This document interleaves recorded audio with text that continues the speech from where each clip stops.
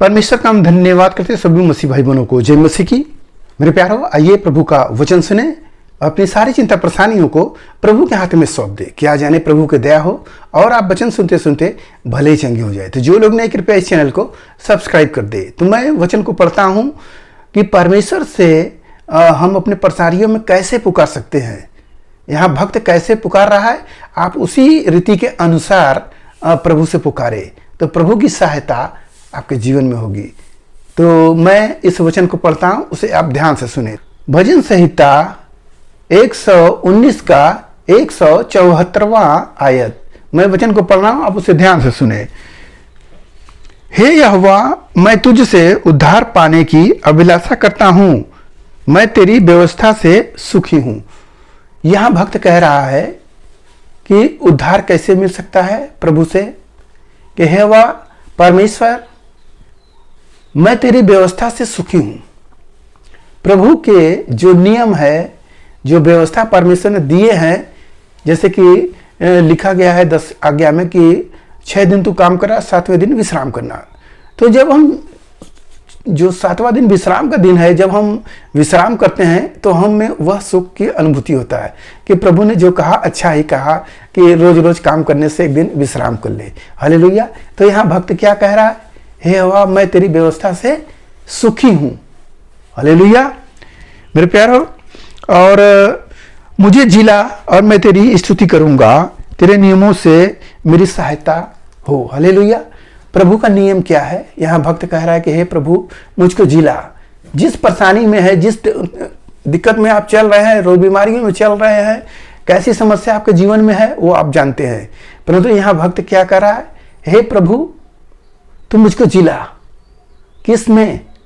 उस समस्या से तू मुझको उठा, उबार, खड़ा कर, जिला दे। जो मैं उस बीमारी में मरा जा रहा हूं, उस बीमारी से प्रभु हमको जिला दे।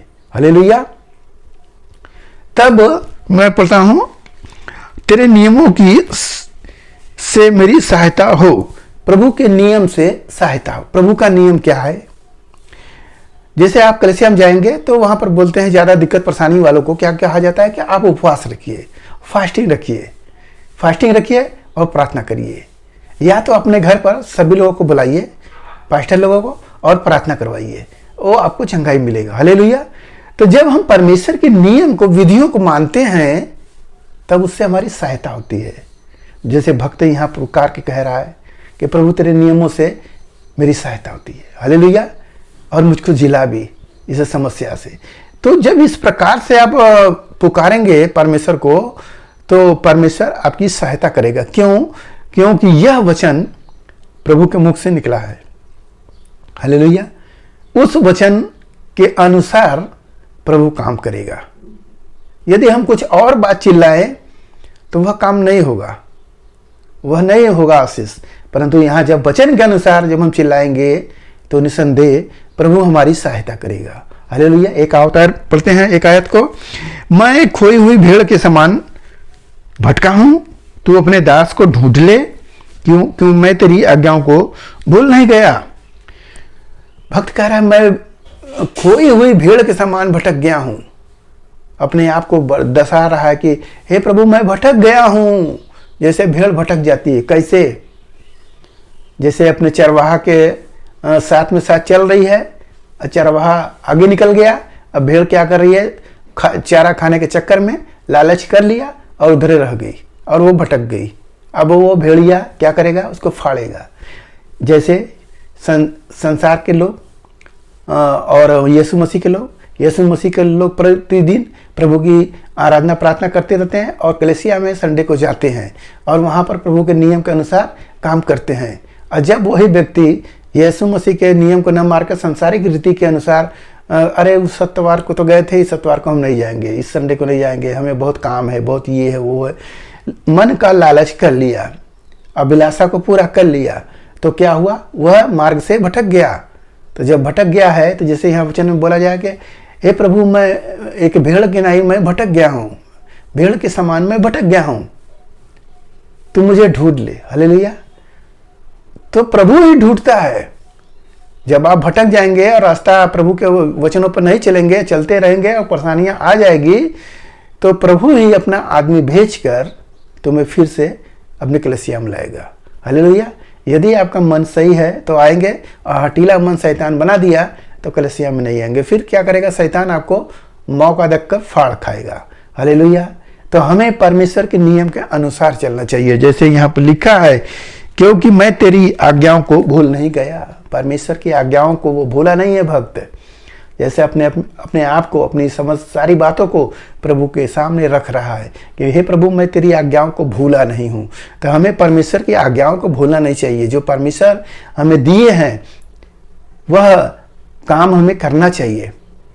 जो आज्ञाएं मिली है वह हमें करना चाहिए, अपनी बात नहीं जोड़ना चाहिए। बहुत से ऐसे लोगों को मैंने देखा, यीशु मसीह में आए, बहुत उनको लाभ हुआ, बहुत खुश हैं, बहुत आनंदित हैं, सब कुछ हो रहा है। उसके बाद क्या कर रहे हैं? संसार की अभिलाषाओं में फंस गए।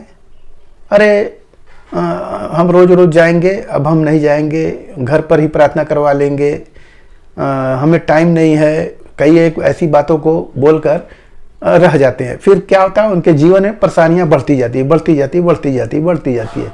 एक दिन क्या होता है? शैतान आके धर दबोचता है, यानी कि बीमारियां धर दबोची। अब क्या करेंगे? तो फिर दौड़ कर आते हैं कलीसिया में, प्रार्थना होता है, भले चंगी होते हैं। मेरे प्यारों, हमें परमेश्वर की आज्ञाओं को क्या करना है? हमें मानना है, अपनी बात को नहीं जोड़ना है।